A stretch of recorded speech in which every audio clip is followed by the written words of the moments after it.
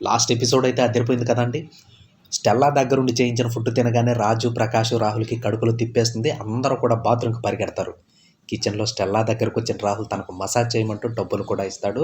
దీంతో స్టెల్లా గదిలోకి తీసుకెళ్ళి తలకి మసాజ్ చేస్తూ ఉంటుంది. ఇంతలో స్వప్న ఈళ్ళిద్దరిని అలా చూసి చీపురు కట్ట తిరగేసి కొడుతుంది. వెంటనే స్టెల్లాని ఇంట్లో నుంచి బయటకి తరిమేస్తుంది. ఇంతలో పోస్ట్‌మ్యాన్ వచ్చి లెటర్ ఇస్తాడు. అది చదివి రాజు ఒక్కసారిగా షాక్ అయిపోతాడు కదా! అమ్మ నీకు విడాకుల నోటీస్ పంపిందని సుభాష్‌కి రాజు చెప్పడంతో ఇంట్లో వాళ్ళంతా కూడా ఉలిక్కి పడిపోతారు. అత్తగారితోనే విషయం తేల్చుకోవాలని కంగారుగా ఇంటికెళ్ళిన కావ్య అపర్ణను అరుస్తుంది. మీరు మా కోసం మావయ్య గారిని ఇబ్బంది పెడుతున్నారని, మీ కాపురంలో సమస్యలు తెచ్చుకుంటున్నారని మండిపడిపోతుంది. మీ లగేజ్ తీసుకొని తిరిగి మీ ఇంటికి వెళ్ళిపోమ్మనంటుంది. ఇదంతా గత ఎపిసోడ్‌లో హైలైట్‌గా మిగిలాయి కదా! మరి ఈరోజు ఎపిసోడ్‌లో ఏం జరగబోతుందంటే, ఈ విడాకుల నోటీసు నేనే మీ చేత ఇప్పించానని మీ అబ్బాయి అంటున్నాడని చెప్పడంతో అపర్ణ ఒక్కసారిగా మండిపడిపోతుంది. నేనేం చేస్తానో నాకే తెలుసనంటుంది.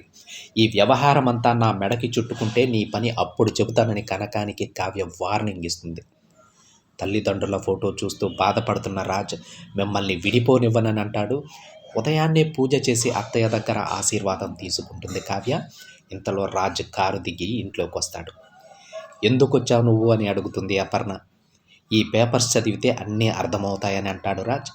అవి ఏంటని కావ్య ప్రశ్నించగా మన విడాకుల పేపర్స్ అని షాక్ ఇస్తాడు రాజ్. నువ్వు వీరందరి మాటలు నమ్మి నా మీద ఏదో తిరుగులేని అస్త్రం వదిలానని అనుకున్నావా? ఇన్ని అనర్థాలకు కారణమైన ఈ కళావతిని వదిలించుకునేందుకే వచ్చానని రాజు కావ్య గురించి చెప్తాడు. కుటుంబ సభ్యులంతా ఒక్కసారిగా షాక్ అయిపోతారు.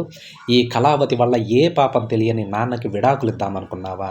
నా భార్య కావడమే ఆమె చేసిన పాపమని అనడంతో అపర్ణకి చాలా కోపం వచ్చేసిందండి. రాజుని కొట్టబోతుంది. కావ్యకి నాకే గొడవ. అయితే మధ్యలో నాన్నేం చేశాడు? ఇల్లేం చేసింది? మన వంశ ప్రతిష్టలు వదిలేసి నువ్వు పరిస్థితిని ఇంత దూరం తీసుకొచ్చావని రాజు నిలదీస్తాడు అపర్ణని. నువ్వు నడిచిన బాటలోనే నేను నడుస్తాను. నువ్వు చేసినప్పుడు అది తప్పు కానప్పుడు నేను చేసింది కూడా తప్పు కాదని తనను తాను సమర్థించుకుంటాడు రాజు. నువ్వు నాతో తేల్చుకోవాలి కానీ మధ్యలో నా కోడలేం చేసిందని అపర్ణ ప్రశ్నిస్తుంది. నువ్వు నాన్నకి పంపిన విడాకుల నోటీసు వెనక్కి తీసుకుని ఇప్పటికిప్పుడే నాతో పాటే వచ్చేయాలని చెప్తాడు రాజు. లేదంటే ఏ కోడలి కోసం ఇదంతా చేస్తున్నావో ఆ కోరిక జీవితంలో నెరవేరదని తేల్చి చెప్పేస్తాడు. నీ నిర్ణయం మార్చుకుంటే తప్ప నా నిర్ణయం మారదని కూడా తేల్చి చెప్పేస్తాడు. కావ్య చేతుల్లో విడాకుల పేపర్స్ పెట్టి సారీ చెబుతాడు.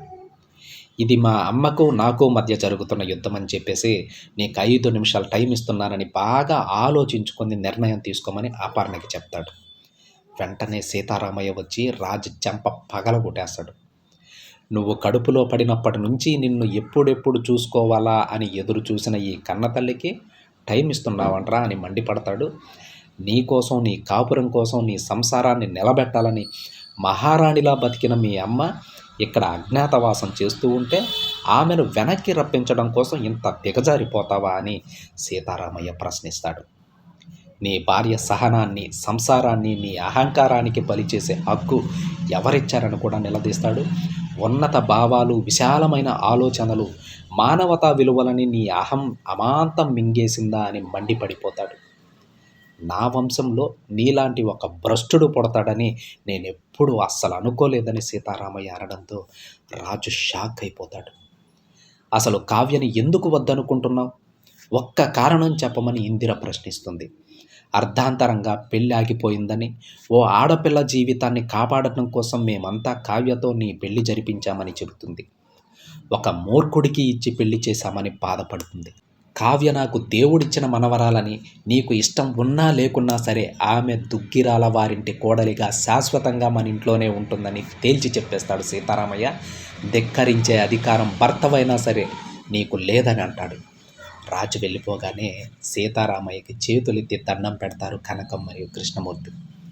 ఈ జంటను కలపడానికి నా కోడలు ఏ అత్తా చేయని సాహసం చేసిందని, ఆమె ముందు మేం చేసింది ఎంతమ్మా అని ప్రశ్నిస్తుంది ఇందిర. ఏ ధైర్యంతో నేను అక్కడికి రావాలి అని అడుగుతుంది కావ్య.